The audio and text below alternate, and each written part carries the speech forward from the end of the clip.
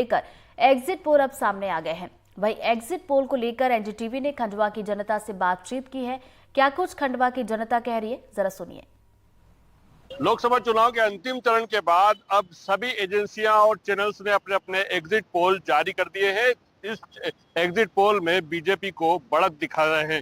हालांकि ये देखने वाली बात है कि जब चुनाव के नतीजे आएंगे तो किसकी जीत और किसकी हार होती है। मगर हम इन्हीं एग्जिट पोल पर जनता का ओपिनियन लेने के लिए उनसे बात कर रहे हैं कि उनके नजर में क्या है, क्या ये एग्जिट पोल सही बैठेंगे या कितने सही साबित होंगे, कौन सरकार बनाएगा और अगर सरकार बनाएगा तो क्यों सरकार बनाएगा। हमारे साथ यहाँ पे काफी सारे मेहमान हैं। हम सबसे पहले आपको शुरुआत करते हैं, क्या लगता है ये जो एग्जिट पोल आ रहे हैं? देखिए, एग्जिट पोल तो हर 5 साल में आते हैं, लेकिन आप देखिए कई चैनलों ने स्पष्ट बहुमत दिया है, तो किसी ने कांग्रेस को, किसी ने बीजेपी में, लेकिन वास्तविक स्थिति तो 4 तारीख को शाम तक क्लियर होगी। समय के साथ साथ जो एग्जिट पोल है, ये अपना महत्व बढ़ाते गए हैं और वो एग्जिट पोल होते जा रहे हैं। मुझे लगता है कि ये एग्जिट पोल के नतीजे में बिल्कुल सही बैठेंगे, इसमें किसी प्रकार कोई संशय नहीं है। बीजेपी जो है सत्ता में आ रही है, बीजेपी को अकेले को भी पूर्ण बहुमत मिल रहा है, सरकार बन रही है। और जो एनडीए गठबंधन है उसको 350 से 380 85 तक सीट आराम से मिल जाएगी और कोई ताज्जुब नहीं 400 से भी ऊपर आ जाए। विकल्प मजबूत नहीं है, विकल्प तो है, कई विकल्प है, लेकिन उतने मजबूती से अपनी बात जनता के बीच में रख नहीं पा रहा है। और जो मुद्दे होना चाहिए, जैसे महंगाई है, कुछ है, विपक्ष उसको गेन नहीं कर पा रहा, उसको उठा नहीं पा रहा, पब्लिक के लिए लड़ नहीं पा रहा विपक्ष। मगर विपक्ष तो कह रहा है कि वो सरकार बना रहे हैं। नहीं, अभी जमीन पे हम देख रहे हैं, माहौल भी देख रहे हैं, तो सरकार उनका विपक्ष का बनाना संभव नहीं है। 3 कार्यकाल अपन यदि देखें 9, 2014, 2019, तो एग्जिट पोल थोड़े से उसमें फेल हुए थे। अब रहा सवाल कि अभी सरकार बनाने वाली स्थिति तो 4 तारीख अभी बाकी है और एग्जिट पोल में ये है कि हाँ, बीजेपी सरकार निश्चित रूप से बना लेगी। मोदी जी चुनाव लड़ रहे हैं तो निश्चित मोदी जी हमारे सर्वमान्य नेता हैं, भारत के प्रधानमंत्री हैं, हमारी पार्टी के सर्वोच्च नेता हैं, तो निश्चित वही चुनाव लड़ रहे हैं।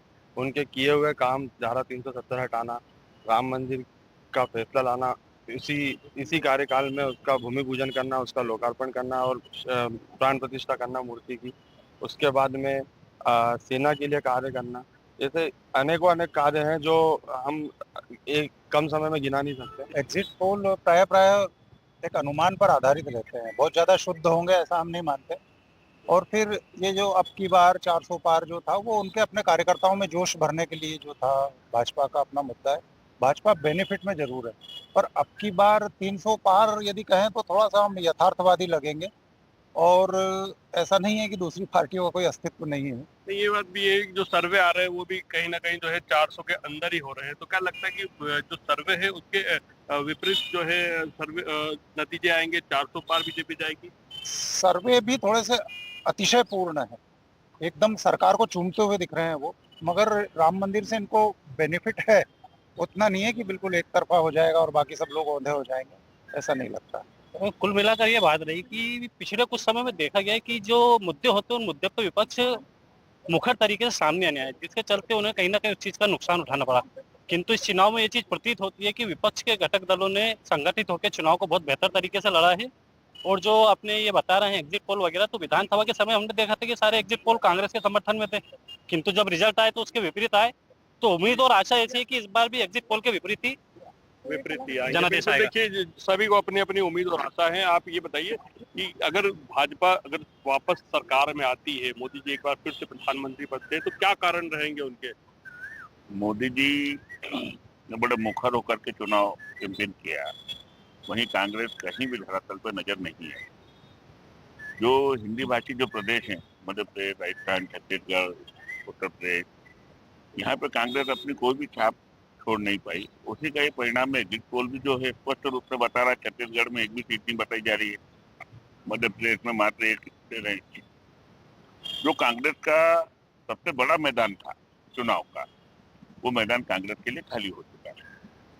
तो अब क्या लगता है कि बीजेपी जो है 400 पार जाएगी?